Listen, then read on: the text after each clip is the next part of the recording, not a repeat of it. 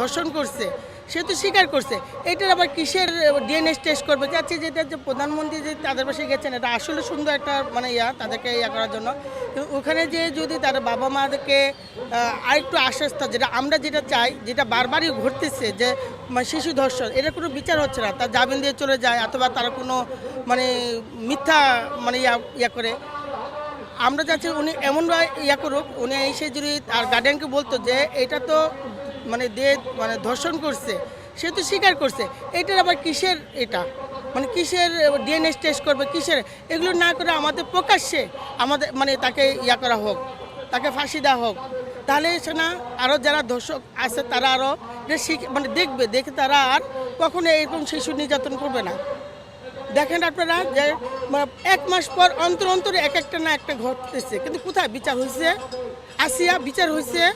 হয় না। কিন্তু আমাদের বাচ্চাদের নিরাপত্তা কোথায়? আমাদের নিরাপত্তা কোথায়?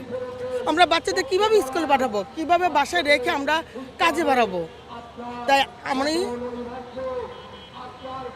প্রধানমন্ত্রীর কাছে আমার আকুল আবেদন যে আমার বাচ্চাদের নিরাপত্তা, আমাদের নিরাপত্তা আপনি দেন।